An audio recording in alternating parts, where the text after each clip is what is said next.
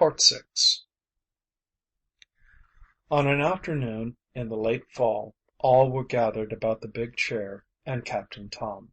Though he did not know it, he had drowsed the whole day through and only just awakened to call for his ukulele and light a cigarette at Polly's hand. But the ukulele lay idle on his arm, and though the pine logs crackled in the huge fireplace, he shivered and took note of the cold. "It's a good sign," he said, unaware that the faintness of his voice drew the heads of his listeners closer. "The cold weather will be a tonic. It's a hard job to work the tropics out of one's blood, but I'm beginning to shape up now for the Kuskokeem. In the spring, Polly, we start with the dogs, and you'll see the midnight sun. How your mother would have liked the trip. She was a game one. 40 sleeps with the dogs, and we'll be shaking out yellow nuggets from the moss roots. Larrabee has some fine animals. I know the breed. They're timber wolves, that's what they are. Big gray timber wolves, though they sport brown, about one in a litter. Isn't that right, Bennington?" "One in a litter.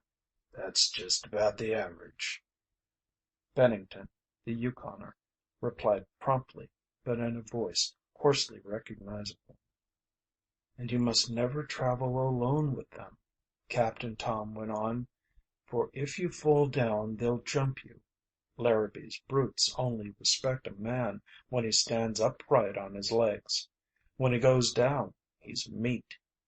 I remember coming over the divide from Tanana to Circle City. That was before the Klondike strike. It was '94. No, '95, and the bottom had dropped out of the thermometer. There was a young Canadian with the outfit. His name was it was a peculiar one. Wait a minute. It will come to me."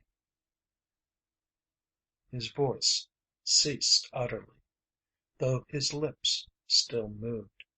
A look of unbelief and vast surprise dawned on his face.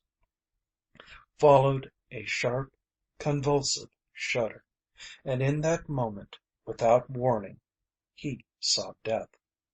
He looked clear-eyed and steady, as if pondering, then turned to Polly.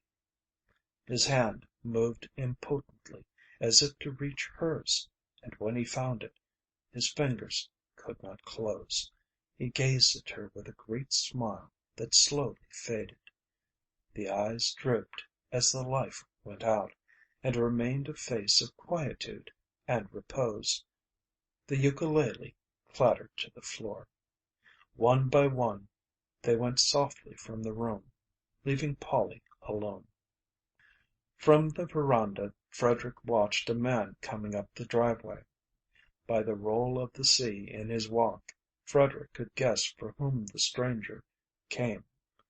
The face was swarthy with sun and wrinkled with age that was given the lie by the briskness of his movements and the alertness in the keen black eyes. In the lobe of each ear was a tiny circlet of gold. "How do you do, sir?" the man said, and it was patent that English was not the tongue he had learned at his mother's knee. "How's Captain Tom? They told me in the town that he was sick." "My brother is dead," Frederick answered. The stranger turned his head and gazed out over the park-like grounds and up to the distant redwood peaks, and Frederick noted that he swallowed with an effort. "By the turtles of Tasman, he was a man," he said in a deep, changed voice. "By the turtles of Tasman, he was a man," Frederick repeated, nor did he stumble over the unaccustomed oath. End of Part 6.